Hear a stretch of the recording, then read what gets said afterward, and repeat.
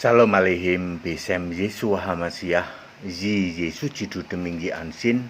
Assalamualaikum warahmatullahi Isa Almasih. True God Jesus Christ bless you all. Yesus Kristus satu-satunya Allah yang benar, Allah segala masa, sebelum segala abad, sekarang sampai selama-lamanya. Bersama saya Pendeta Henry Tandianta MBS. Tema kita kali ini adalah Injil adalah Roh Kudus. Anda pernah dengar? Seumur-umur belum pernah dengar, Pak. Kami diajarin oleh pendeta-pendeta kami, Injil itu artinya kabar baik. Injil itu artinya kabar baik karena mendasarkan dari bahasa Yunani yaitu Eungelion. Eungelion itu kabar baik. Kalau bahasa Arabnya ingel. Ingel itu juga kabar baik, ya. Dengan berdasar itu, maka semua pendeta di Indonesia mengatakan Injil itu artinya kabar baik. Ya, tidak salah. Tidak salah ya. Kalau di kamus LAI juga mungkin Injil kabar baik. Tidak salah juga, ya toh. Karena ya memang itu kabar baik ya. Tetapi coba perhatikan. Semua kata Injil selalu ditulis pakai I huruf besar. Wah, ada sesuatu nih ya. Mengapa Injil selalu ditulis pakai huruf besar? Pasti ini nama atau sebutan yang bersifat ilahi karena sesuatu yang baik ya. Coba kita merefresh mamon ya. Kalian pernah dengar kata mamon ya toh? M-nya selalu ditulis pakai huruf besar. Lalu Anda pikir mamon itu uang. Maka ada pendeta yang berdoa begini, Bapa kami dalam surga, terima kasih untuk berkat-Mu. Beri hikmat akal budi supaya kami bisa mengelola mamon yang daripadamu untuk kemuliaan nama-Mu. Terima kasih Bapa, terima kasih atas pemberian mamon. Ya, Anda tahu mamon itu apa? Mamon itu iblis, tak kasih tahu. Ya, Anda belum pernah dengar mamon itu iblis? Makanya belajar. Azazil, Anda pernah dengar Azazil? You know? Semua pendeta mengajarkan Azazil itu kambing gunung. Ingat, Azazil selalu ditulis pakai A huruf besar. Azazil artinya iblis. Ya, sama Azazil, Mamon, Beelzebul, bintang timur, iblis, Satan itu sama. Aneh ya? Aneh ya? Ya, Anda mau makan sate Azazil? Sate iblis gitu. Yang lucu yaitu, terima kasih Bapa atas mamon yang Engkau berikan kepada kami. Ya, menghujat gitu. Itu bapak segala dusta itu Anda doa itu tuh ya. Iya dong, memberi mamon iblis gitu. Iblis terima kasih ya Bapak. Ya. Itu tadi untuk refresh ya, refresh bahwa mamon adalah iblis, Azazil adalah iblis, Beelzebul adalah iblis. Nah, sekarang Injil. Injil selalu ditulis pakai I huruf besar. Ini pasti nama atau sebutan dari sesuatu yang baik, karena Injil itu kabar baik, baik dan bersifat ilahi. Kalau sekedar Injil itu kabar baik, tidak mungkin ditulis pakai I huruf besar. Ada juga Injil yang lain atau Injil yang berbeda ditulis pakai I huruf kecil. Itu di dalam Galatia 1 ayat 8 dan 9. Itu juga kabar baik, tetapi beda dengan kabar baik yang I-nya I huruf besar. Makanya ditulis Injil lain. Ya, contoh, saksi Yehova memberi kabar baik enggak? Iya Pak, kabar baik. Tapi beda dengan Injil, ya toh? Injil I huruf besar. Yohanes Pentakosta Hipergrace memberi kabar baik enggak? Ya, kabar baik juga Pak. Enggak memberi kabar yang jelek, yang jahat enggak. Tapi beda dengan kabar baik yang I-nya Injil huruf besar. Oke. Jadi gimana dong Pak? Yang disebut Injil itu apa dong? Ya, mari kita baca ya. Setidak-tidaknya beberapa ayat ini, habis itu Anda compare dengan pemahaman Anda ya. Nomor 1 Petrus 1 ayat 25. Inilah firman yang disampaikan Injil kepadamu. Astagfirullah, ternyata Injil bisa berfirman. Betul. Tadi kan sudah saya bilang, Injil itu adalah sesuatu nama atau sebutan dari sesuatu yang bersifat ilahi, ya. Injil karena ditulis pakai huruf besar.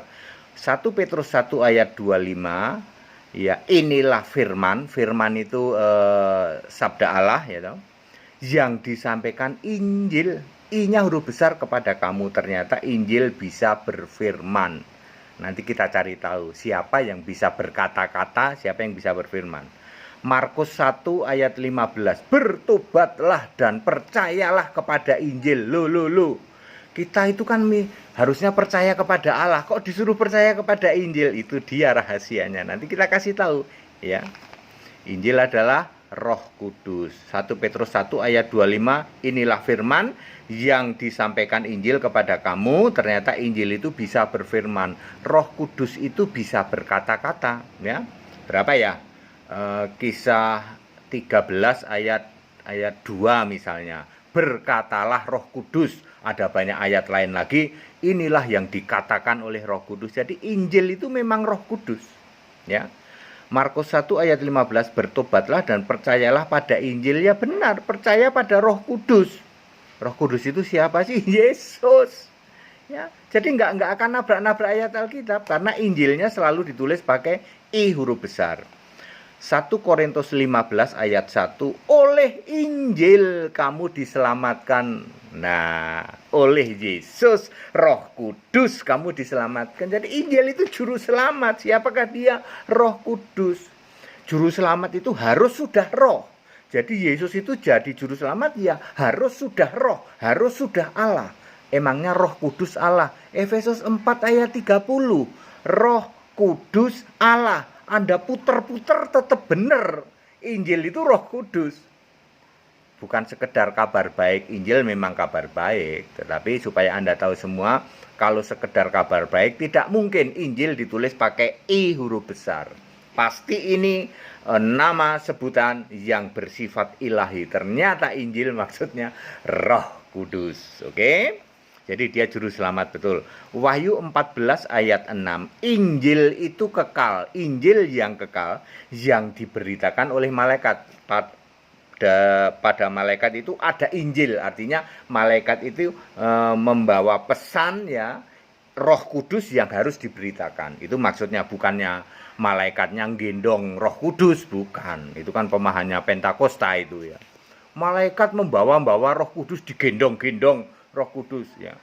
Ya, malaikat padanya ada Injil, ya. Injil yang kekal maksudnya Roh Kudus untuk diberitakan, ya. Pada saya ada ilmu pemahaman Alkitab. Apakah saya gendong-gendong ilmu? Enggak, ya. Ya. Oke, jadi clear. Injil adalah Roh Kudus. Silahkan Anda cek, silahkan Anda compare dengan berbagai macam ayat-ayat yang ada Injil di situ, ya. Injil adalah Roh Kudus, ya. Kalau Anda nggak paham, gimana Pak ya, Injil itu bisa berfirman ternyata. Injil itu ternyata bisa menyelamatkan. Injil itu ternyata tempat di mana kita harus bertobat dan percaya, gitu. Injil itu ternyata kekal. Kalau Injil itu kabar baik atau berbentuk buku, mana ada buku kok kekal, gitu.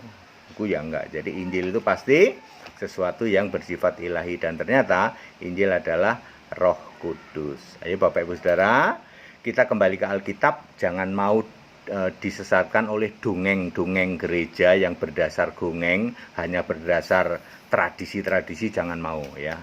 Ya, apalagi nanti Anda sampai berdoa, Bapa kami, terima kasih untuk mamon yang telah Engkau berikan kepada kami. Berkati mamon daripadamu. Ya. Ya, kambing pun ketawa. Berapa banyak pendeta yang tidak paham mamon? Mamon itu ditulis pakai M huruf besar. Itu iblis, itu Beelzebul, B-nya huruf besar. Bintang timur, B-nya huruf besar, T-nya huruf besar di dalam Yesaya 14 ayat berapa, ayat 12, ya. Satan S-nya huruf besar, kemudian iblis I-nya huruf besar. Jadi iblis, Satan, Beelzebul, Mammon, apa ini di sini ya, itu selalu ditulis pakai huruf besar. Itu artinya iblis ya. Nah, sekarang Injil artinya Roh Kudus. Roh Kudus R-nya juga selalu ditulis pakai huruf besar. Ya. Jadi ciri-ciri Injil tadi udah ngerti ya, bisa berfirman, kemudian tempat kita untuk menaruh pertobatan dan percaya, kemudian itu bisa menyelamatkan alias juru selamat dan kekal. Siapakah itu? Roh Kudus. Siapakah Roh Kudus? Yesus Kristus. Ikut sekolah Alkitab. Anda yang kesulitan keuangan karena sedang COVID, ya nggak apa-apa, ngomong saja ke saya ya. Sekolah tinggi Alkitab online diselenggarakan oleh Yayasan Gaifu Indonesia Menang ya. Sudah ada SK Menkumhamnya ya, nggak usah keluar-keluar ya toh. Nanti terus Gereja Alkitab Allah Esa ya. Doakan untuk itu semua. Kami yakin dan percaya bahwa coba pikirin, 3 tahun membaptis 800 orang ya. Jangan cuman keluar-keluar kalian ya toh. Pendeta keluar-keluar doang. Cek GAAE 3 tahun setengah membaptis 800 orang, punya murid ribuan orang. Ada yang kayak gitu. Cabang kami 46 orang. Ada gereja yang kayak gitu ya, debat kemana-mana ya. Ada kayak gitu enggak? Jangan cuman bisa maki-maki keluar-keluar ya. Mana karyamu? Ya. Injil aja nggak ngerti, Mamon aja nggak ngerti. Masuk Mamon didoakan, terima kasih Bapak pemberian mamonmu. Kok bisa lulus kayak gitu ya? Sekolah doktor teologi. Teologi memang jago tafsir itu. Mana itu pendeta dari Indonesia Timur itu? Siapa Pak? EAS. Mana itu EAS? dulu yang kerjaannya itu mana, sekarang kagak kedenger ya. Ya, ayo ikut sekolah Alkitab ya. Kita kembali ke Alkitab, apa yang tertulis di Alkitab. Jangan membuat ajaran-ajaran yang tidak Alkitabiah. Segala hormat kemuliaan untuk Yesus Kristus, satu-satunya Allah yang benar, Allah segala masa, sebelum segala abad, sekarang sampai selama-lamanya. Tetap bersama saya, Pendeta Henry Tandianta, MPS. Haleluya, amin.